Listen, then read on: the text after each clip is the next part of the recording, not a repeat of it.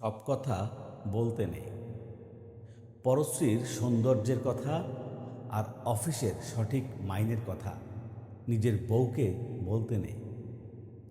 হিন্দুদের সামনে গোমাংসের কথা বলতে নেই। রেলের কর্তাদের সামনে টাইম টেবিলের কথা বলতে নেই। ছেলে মেয়েদের পড়াশোনার ব্যাপারে শিক্ষককে বলতে নেই। আর পুলিশকে সততার কথা বলতে নেই। যখনই যা ইচ্ছে হলো বলে ফেলতে নেই। ইচ্ছে আপনার করবে, জিভটা খুসখুস করবে, গলার ভেতরটা কুটকুট করে উঠবে, তবু বলতে নেই।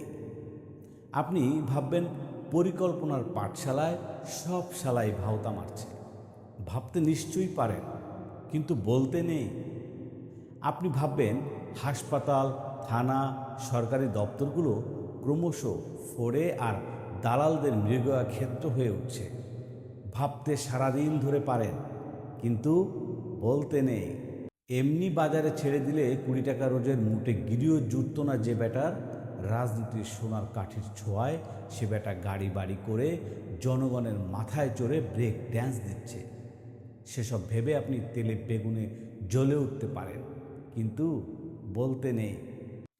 প্রাক্তন মন্ত্রী জেলে ঢুকছেন, পর্দার মেগা স্টারেরা কোটি কোটি টাকার ট্যাক্স ফাঁকি দিচ্ছে, আর টিভিতে মেরা দেশ মহান বলে হাসছে। বাংলা সিনেমা বেদের মেয়ের পাল্লায় পড়ে সিঁদুর নিও না মুছে বলে আর্তনাদ করছে। 100 টাকার ধাউস পুজো সংখ্যার উপন্যাসে কাহিনীর চেয়ে সায়ার ব্লাউজের কথা বেশি থাকছে।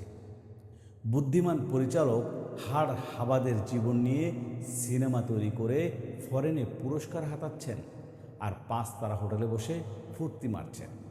খবরের কাগজে খুন, ডাকাতি আর ধর্ষণের সিরিয়াল ছাপছে। টিভিতে মুড়ো ঝেঁটার বিজ্ঞাপনে উলঙ্গ মেয়ে দেখিয়ে দিচ্ছে। সব কিছুতে আপনি বিরক্ত হতে পারেন, কিন্তু বলতে নেই। কারখানার পর কারখানা বন্ধ হয়ে যাচ্ছে, শ্রমিকেরা বাটি হাতে ভিক্ষে করছে, গলায় দড়ি দিচ্ছে, আর ইউনিয়নের দাদারা রান্নাঘরে টাইলস বসাচ্ছেন। সাংসদ, বিধায়করা প্রীতি ক্রিকেট খেলছেন।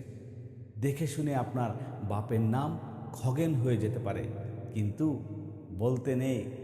বলেছেন কি ফেসেছেন। লাল বলবে এ বেটা নীলের দালাল, প্রতিক্রিয়াশীল, আর নীল বলবে ও বেটা লালের দালাল, দেশদ্রোহী। মাঝখান থেকে আপনি নাকাল, আপনার ধোপা নাপিত বন্ধ হয়ে যেতে পারে। বলেছেন কি ফেসেছেন। প্যাচে পড়ুন,